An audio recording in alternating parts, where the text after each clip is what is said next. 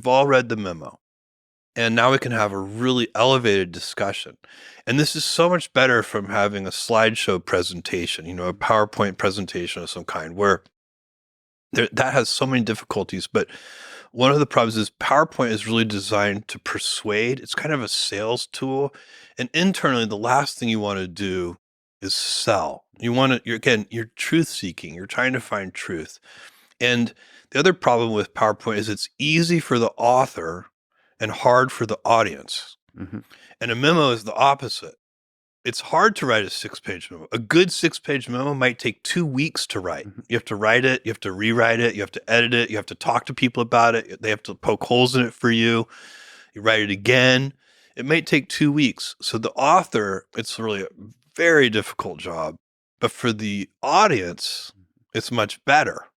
So you can read a half hour and there are little problems with PowerPoint presentations too. Senior executives interrupt with questions halfway through the presentation. That question's going to be answered on the next slide, but you never got there.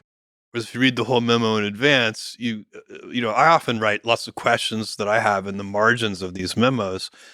And then I go cross them all out because by the time I get to the end of the memo, they've been answered. That's why I save all that time. You also get, if the person who's preparing the memo, we talked earlier about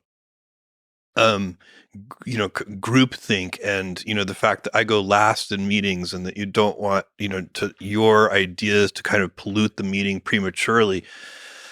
The author of the memo has kind of got to be very vulnerable. They got to put all their thoughts out there and they've got to go first, but that's great because it makes them really good. And you get to see their real ideas and you're not trampling on them accidentally in a big, PowerPoint presentation. What's that feel like when you've authored a thing and then you're sitting there and everybody's reading your thing? You're like, I think it's mostly terrifying. Yeah. Like maybe in a good way. I think it's like a purifying. I think it's terrifying in a productive way. Yeah. But I think it's emotionally a very nerve-wracking experience. Is there art, science to the writing of the 6-page memo, or just writing in general to you?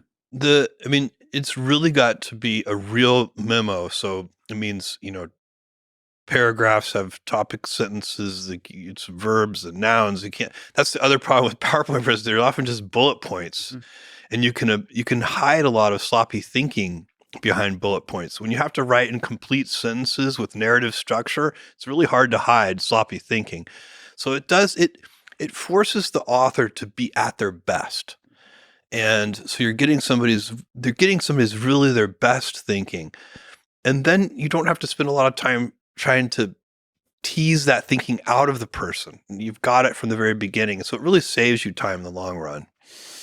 So that part is crisp and then the rest is messy. Crisp document. Yes, and you don't want to pretend that the discussion should be crisp. Yeah.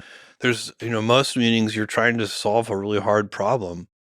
There's a different kind of meeting, which we call weekly business reviews or business reviews. They may be weekly or monthly or daily, whatever they are.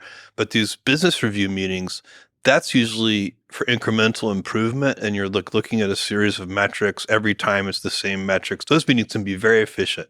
They can start on time and end on time.